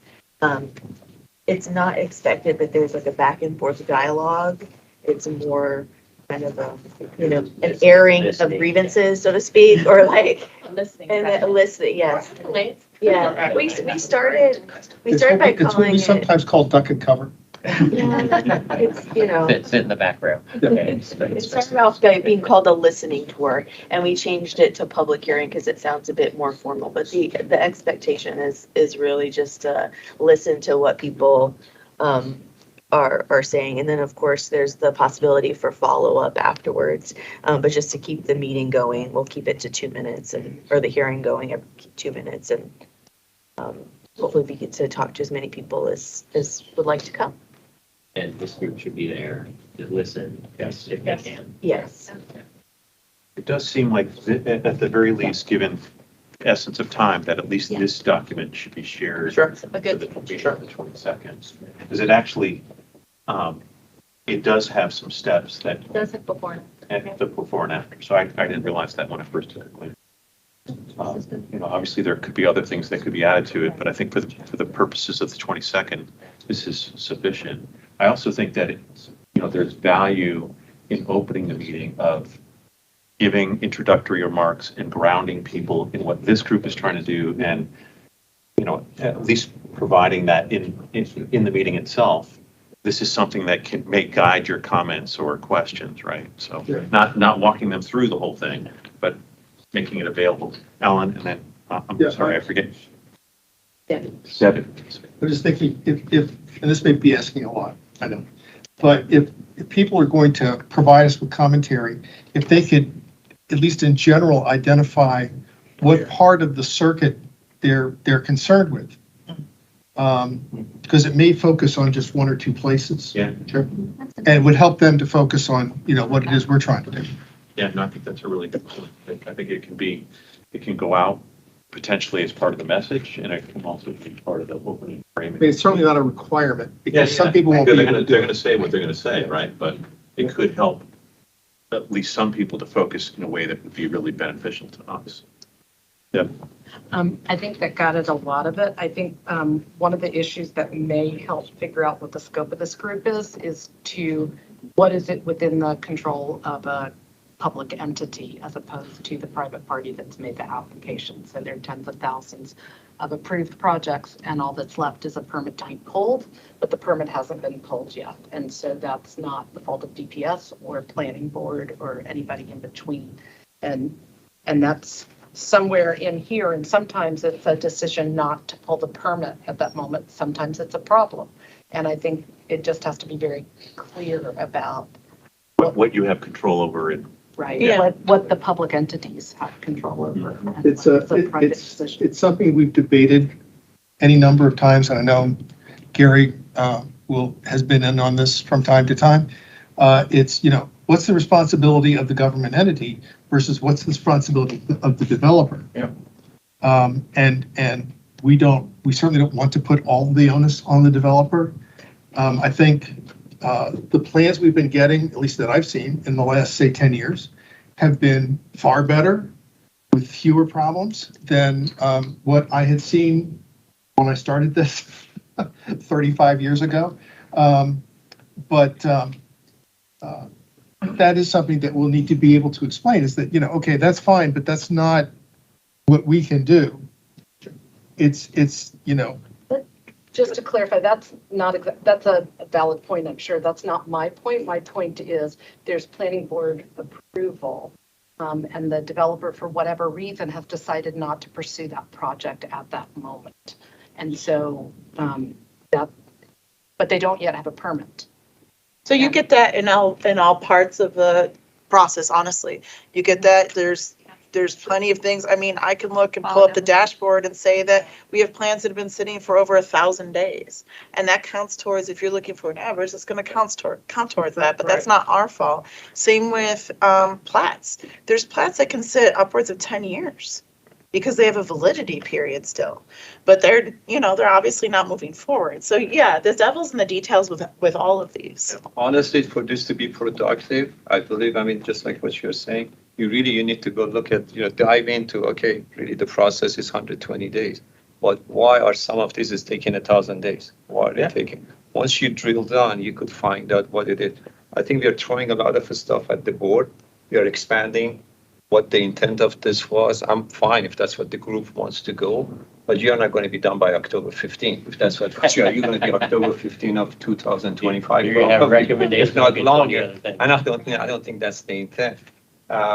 We could expand this thing as you go on, but I'm sure the public hearing, you can hear it. You can get more information, but at the public hearing, I don't know who's going to participate, because the people that would know what goes on is the professionals that are sitting here, Gary and Kate. Those people go through the process. I want to build the ADU, I want to build the house. I'm not coming here to go through this process. So that's why it's important to kind of focus why those people want to come. It's fine, you're going to go and talk about it. I think you're kind of having this expectation for people. It's open. And I think, unfortunately, not a lot of people have the knowledge what's going on. Even the people I've been dealing on this for 30 years, is still there's stuff I don't know. I come over here, we come and go, oh, okay, we got to go through this. So we kind of got to control the expectation of the people, because they're going to come and say stuff and it's not going to get done because it has nothing to do with this. And, oh, look at government, I went and talked nothing. So it's important for them maybe at that meeting kind of be brief. What is this whole process of park and planning? Or have the expectation. That it's an optional method that, within a certain heights and all, that's development review, not whether you get an ADU or you want to build a new house and you've got the lot and the plans don't require any changes. You just go in and pull your permit. That's not development review. And I believe what Debbie was talking about, they come and they get the whole thing. You go through the process and you go through the board and you get your site plan approval. but you could sit on it, economic reason for whatever. Don't go for another. So it's not DPS's fault. You could look at it or your fault. Well, we It's can done. rewrite They this a little decide bit to. to make some of them. This is, yeah. And another point that I want to say, by the way, and I don't want to go there, the process is that we talk about our side, but also the onus is also on the developer and the people that are doing the design corporation, how long it's taking them to come back. Those numbers will tell you what's going on in between, why it took 1,000. We have controlled our part, but there are other people involved in this process. That's one thing. And by the way, the plans that I was getting 20 years ago was much better than I'm getting today. But unfortunately, I don't know nothing against Gary and his group. I like Alan's answer. But just, since it's there's a lot of stuff goes into And that might be a way to categorize some of these things, because it's not anyone's fault, but there's circumstances where. Exactly. That's what I'm trying to say. You track that differently. Right. Yeah. So I think it's good to have a sample. If we're going in there, okay, I mean, once we getting into this, to kind of identify the good, the bad, and the ugly, and then find out what the story is. If I may, real quick. So I agree completely with that. And when we can present kind of this process to you based on what the zoning ordinance timelines are, and just kind of spell those out so people have a true understanding of what that is. We have a dashboard. I think we back 5 years. Is that what we did? 5, 6. Just in preparation for this meeting, to look at all the applications that came in. And I think to Christina's point, there's some that met the timelines, there's some that exceeded it, and then there's some that are just way beyond the timelines of what they should be. And I think to Hassan's point, there's a story to each one of them. So maybe drilling down and kind of looking and picking a few projects. We're happy to do that as part of the presentation, and you can kind of see where it is. Again, it's their numbers, it's data, and I think it might be helpful to take a few projects and just show you kind of where things stood within that timeline, and maybe it was our delay, maybe it was the applicant, maybe it was who knows? Yeah, the economy. Yeah. Right.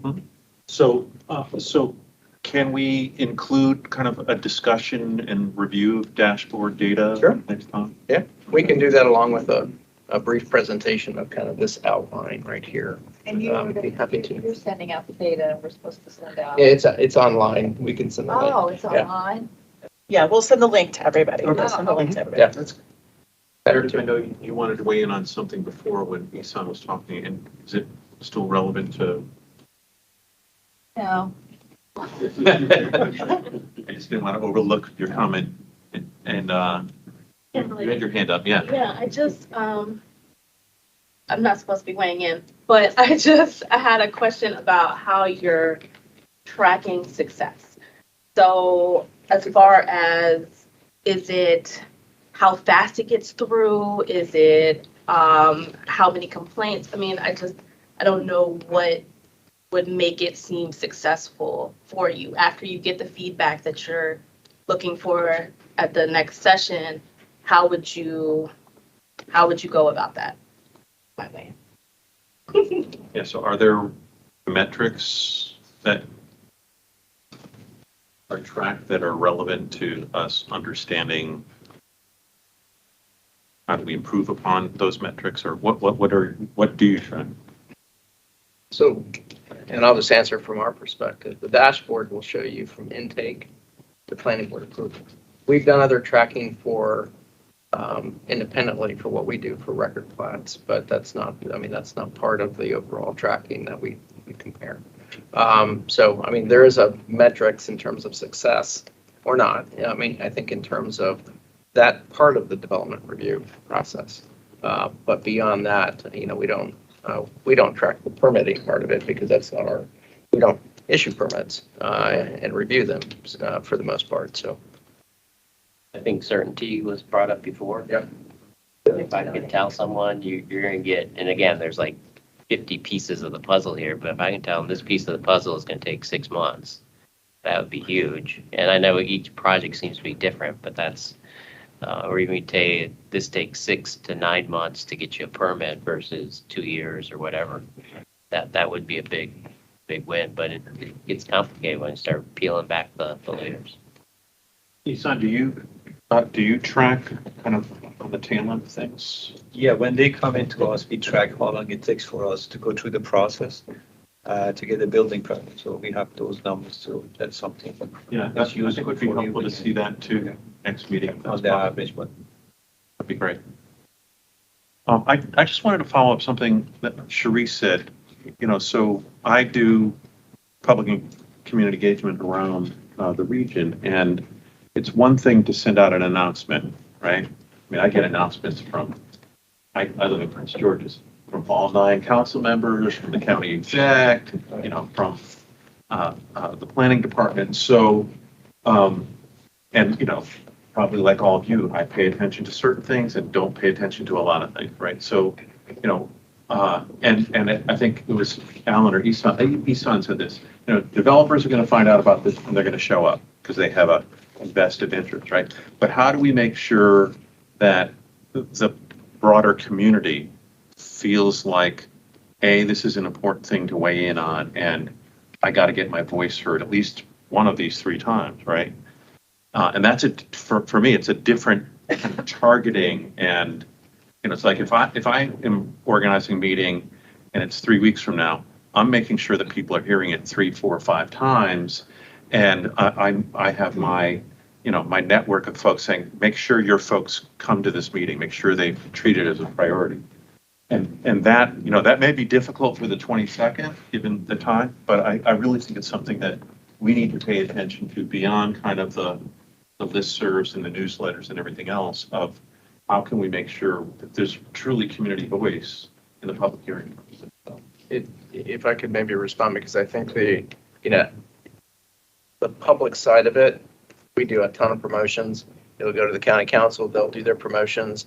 And I, credit to the county executives group, because not only will they send it out, but then like you, I get his message, and then I get the regional district's message, and then I get the subgroup message. So I think they do a really good job of promoting it. So I do think there's going to be a good opportunity for the broader community to weigh in. And if we can get people just to start circulating, once that is sent out, whether it's Constant Contact, whether it's some other ones, I think we can, that'll be helpful. Yeah, but I'm even thinking, it's like, I've been doing a lot of work along the Purple Line with the Purple Line Corridor Coalition. And so, we have specific community groups. It's like, get this out to your membership, right? Whether it's CASA or it's LAYC or what have you. Delegate. I think there's 2 parts to making these public hearings work, right? It's one, making them interesting and attractive to the people that we want to hear from. And so part of that is like how we deliver that method to people in our networks. And the other part is making sure that they're useful to us, because to me, it's kind of a wasted exercise if we end the public hearing on the 22nd and we're still scratching our heads to what to approach, because it's so overwhelming. There's so many different parts of this, right? And so I think in order to satisfy those 2 needs, we need to think about what the themes are going to be for this, or if there's specific areas of discussion. I think if you are someone who's had frustrations with their ADU and you see like, oh, ADU issues is going to be a topic of this meeting, then you're more likely to pay attention, versus if you just hear this is a general public hearing about park and planning, right? And so it also helps guide the information that we'll be receiving and make it a little bit more actionable. Because otherwise, I think it will just be the area of grievances where people will just say, oh, it was a miserable process, it took too long, it was so confusing, but like we won't get the insights on the particular pain points that we're trying to address. And so the more guidance we can give up front, I think the better the process will be all around.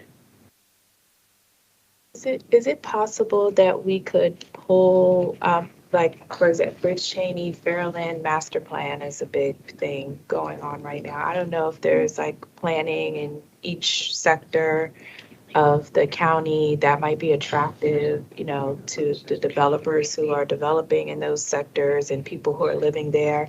One thing I know for certain from a legislative perspective is success you know, to your point, is when you bring legislation into the council and it passes without people coming and booing because they didn't have insight into the process before. So I don't know if maybe there's some high level, you know, community focused development that's happening right now that could maybe be a center or an attracting point to the conversation for the general public that will pull, you know, your colleagues and will just pull general people that might just want to hear and listen, even if they just learn that there are public hearings available for them to go to and learn more about what the developers are intending to do so that the community meetings that they're having are more successful with really hearing from the public would be success, I think, coming out of the engagement. So the suggestion is, are there kind of specific plans or or initiatives happening right now that we could link this to that people could potentially weigh in on as part of this process? And I have our communications director, kind of, she's listening in and she's saying, we can send it out to all the active master plans going on, like Fairland Bridge Cheney, like we just, Tacoma Park, we have a number of them going on, and we have a whole variety of groups that we can circulate that to, so yes. It seems to me we need to send something out to them. Just, you know, developers are going to know a lot of this, but the general public may know only pieces or nothing at all, right? So I think we need to send this out as kind of a grounding document. I'm wondering if it can be centered around specific questions we'd like people to answer, right? What has your experience been? Where have the pain points been? Where has it gone better than you expect? You know, whatever the questions seem most relevant. And, you know, some people are going to have lots of experience to speak from, and others, it's like, I'm just here to try and understand what happens, right? So where can I find more information? But I think maybe we can think about what are some questions for them to at least consider reacting to, knowing again that when you get your 2 minutes and the microphone, you're going to say whatever you came to say. Well, if we said something like economic, you know, we need to encourage economic development, and part of that is speeding up this process.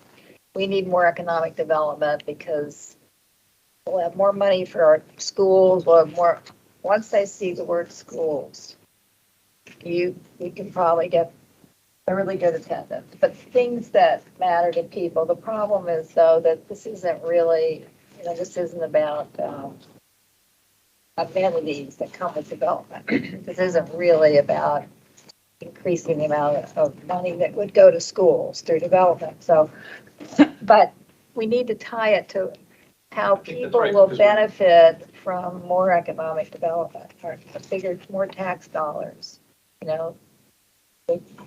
I think that's important because, you know, when 5 years ago, when I heard development review, it's like, I sort of know what they're talking about, but I'm not going to that meeting, right? But yeah, if you can tie it to things that people really care about and they understand why they should care about this, then there's at least somewhat more of a likelihood that they're going to show up, because it's like, well, yeah, we do need a stronger economy, or yeah, we do need more money in the budget to deal with our highest priority issues, or whatever the case may be, right? So I think that's part of the marketing of this. Yeah. What's going to entice someone to say, yeah, I should be there, right? Because these are the issues that are important to me. I may never have to go through the development review process, but I want to understand it. That has something important to do with the economic future of my family, my kids, my neighborhood. I mean, Yes. Well, I know one thing that, and I know we're getting close to the time, but one thing that was a throw off for me is the whole East County, up county thing. Like, I don't understand it. I don't know why it is the way that it is. But if you don't see what you're used to hearing your area represented, then you don't even think it's for you. So, like, let's just start with that. How does that, you know, like, if that message goes out, you don't see East County, you just think like, okay, that's not me. And then you come to the map and you're looking, and this is not what, you know, an average person would do. So if you're looking to help that constituency too, because the average person supports what the developers do. Like, they develop what the average person is going to want ultimately to shop, to live, you know, all of that stuff does. We're where their kids go to school, where the money goes. I mean, all of it does work together, even though it's siloed out. So I think that's a huge piece of the puzzle, whether it stays like that and you educate people about it, or you fix it so that it matches everything else that people are living by and working by in the county. That's a big deal, my humble opinion. That's a really important.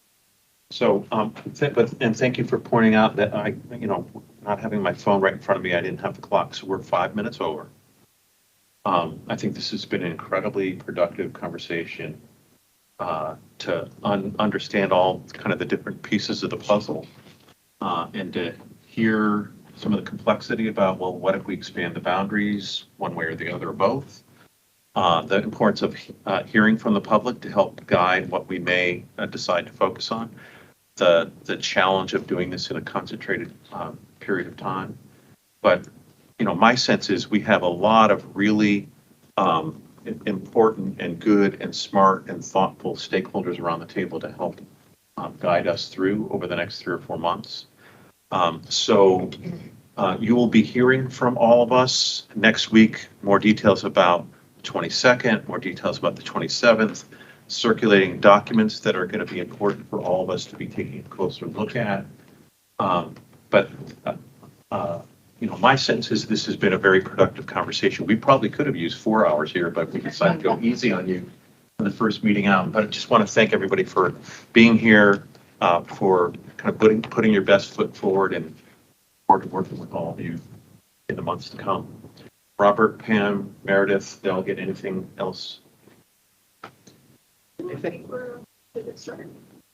Just one last thing. We do have a draft press release that we're going to get over to Meredith to look at, and then we can send it out, which would finalize times for the next work group meetings or the ones scheduled. And most of those would be in the morning.